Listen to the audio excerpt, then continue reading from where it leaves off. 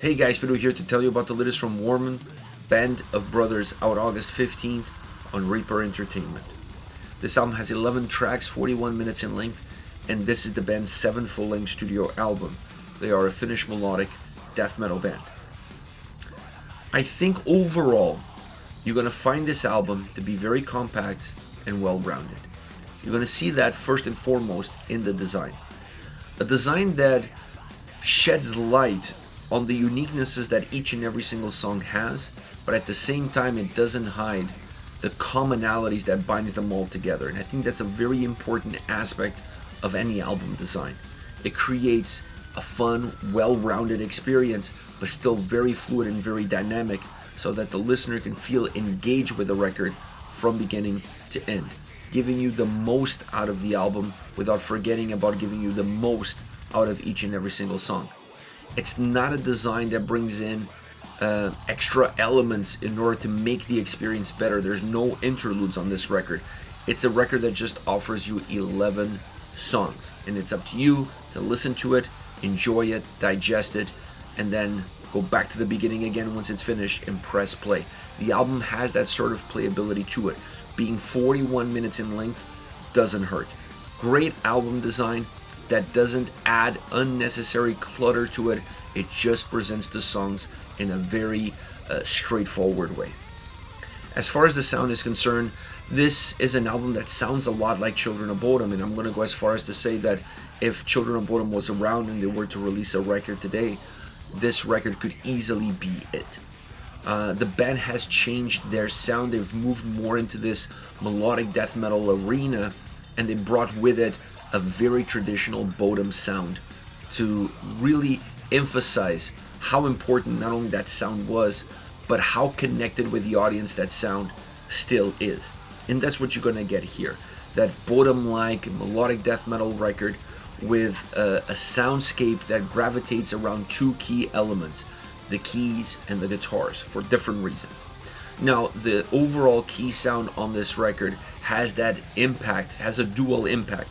On certain tracks, it works almost more just like a layer, another piece of the puzzle, not defining the song, but enhancing it.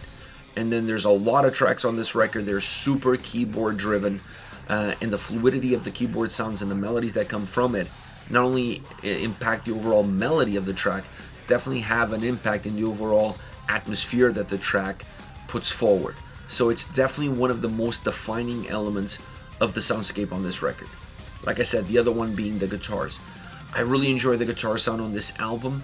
I enjoy also the duality that the guitars have, from the melodic perspective that they offer, the solo sections really well put together, really well crafted, to the thicker, more robust sound that also uses the drums to overextend it, to create more substance within it. This makes the album sonically more dynamic. But I think even more important than these two aspects of what the guitar sound is all about is the tonality of the guitars. The guitars on this record sound like Children of Bodom guitars. But if you're going to create an album that brings to light that sound experience that Children of Bodom had on the side of the keyboards, you have to do it on the side of the guitars. I don't think you can have it any other way. That experience needs to be complete. Fans have missed it, now they have it. And this album has it in spades. The only element in the sound of this record that I'm not a huge fan of is the impact that the bass has. This is an album where the bass pops a lot in the mix. It's very noticeable, it's very audible, but it doesn't always have a positive impact in the songs. In songs where you have more of a defining role as far as heaviness is concerned, from the drums and from the guitars, in those songs, the bass popping in the mix is welcome. The reason for it is it becomes the glue that unifies what the drum sound is giving you with what the guitars are offering you. Instead of existing a huge gap in between them, the bass really helps narrow that gap, and it adds to the overall thickness and heaviness of the tracks. In songs that are very keyboard centric and very keyboard driven, more melodic if you will, in songs like that, the bass popping this much distorts that experience. Imagine having a pond, throwing a rock in it, creating ripples. Those ripples do not change the size of the pond. They do not change anything around it, but they're noticeable, they're visible, and you're able to detect them. And that's exactly what the bass does on songs that are more melodic, more keyboard focused, more keyboard driven. I would have liked to see a two-size approach as far as the mixing of the bass is concerned. Keep it as it is on the songs that have that thicker, heavier experience. Minimize it, blend it a little bit better on the tracks that have more of a keyboard, synth sound, overall style, overall drive. This would make the record more complete, a little bit more polished as well, and obviously make the experience more robust. As far as the vocals are concerned, I thought Petri on this record was phenomenal.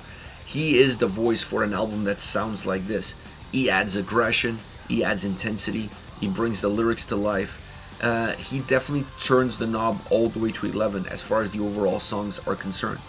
Even if you think of songs that are overly melodic or that have that big keyboard presence to them, his heaviness as far as his voice is concerned, the hardness within his vocal delivery, adds volume and adds thickness and adds heaviness to those songs, creating more of a balance and not allowing the song to be overly melodic, overly thin, and spreading out too much. His voice helps put things within shapes, put things within borders, and I think for an album like this, his style, his approach is absolute aces. Perfect. He has the voice for this style and for this sound, and this record proves it. And it's a record that, in my opinion, is perhaps the band's best album, specifically since they've moved to this more melodic death metal sound. It's better crafted overall, with better ideas, with more organized ideas, more concise ideas, and a more clear view of what they wanted the whole album to be, offering more consistency from track to track without necessarily repeating the formula from track to track. Outside of the bass, this album checks all the boxes across all the different parameters. As far as favorite songs are concerned, I want to start off with One More Year. This is a track that's off to the races from the get-go, and it's a track that's really interesting to me because it shows the versatility of the guitar sound on an album like this. This track offers thrash elements, melodic death metal elements, and prog elements. It's quite proggy at times when it comes to the guitar sound, the guitar execution, and even the more melodic guitar sound sounds very proggy. But it still has heaviness to it. It still has thrash elements in it. It has some heavy drums as well, with that well-defined bass sound that helps connect the guitars to the drums and create an overall thickness and overall heaviness that allows the track to have that sort of robust experience throughout. The vocals balance out the song, or help balance out the song, definitely giving the track some consistency. It's a track that's modern yet old school, with great sound, great vocal execution, great solos, just a great track all around with a super catchy chorus. Next we have March or Die. Now this track, it has the most bottom riff of any song on this record, and that is saying a lot considering the songs available on this album. Now this track has the bass popping quite a bit, overall adding some thickness to the sound. The keys work well because they soften that sound, so there's a counterbalance between what the drums and bass are doing with what the keys are offering. And overall, the guitars also sound a little bit thicker on this song, so this brings a little bit more of a sense of heaviness, or emphasizes the overall sense of heaviness that the track has, without ever forgetting that the keys play a very important role, more of a layer within the sound, but an important role to infuse some melody into an overall heavy driven guitar focused song. And this is one of those tracks where the bass popping works really well because the keys don't have as much of a provider of emphasis style role. They're more just a piece to the much bigger puzzle. Last but definitely not least, Untouched. I love the keys on this track, specifically how they open the song. It's a more traditional melodic death metal track. It has a heavy guitar riff that really drives the song. The bass, once again, popping quite a bit throughout the track. The vocals have some layers at times, which adds to their thickness and to their very own heaviness. But the keys on this track really help create some ebbs and flows throughout the song, really creating some ups and downs. But a track like this always comes down to how does the chorus sound and how does the chorus feel. This track has perhaps one of the biggest choruses of the album. It's memorable musically, it's memorable vocally. It's just a big chorus that really hits heavy, really hits hard. Not that the chorus is heavy, but it just hits heavy because of how much of an earworm it is musically and vocally. Sound-wise, it really opens up the track. A track that in the verses is a little bit more closed up. The chorus absolutely opens it up and allows it to be a little bit bigger, a little bit thinner, but a little bit bigger, which has a great impact in the overall style and feel of the song. This is it, Warmen, Band of Brothers, once again out August 15th on Reaper Entertainment. Let me know your thoughts on the band. Hit me up in the comment section. I'll see you all in the next video. Take care, guys.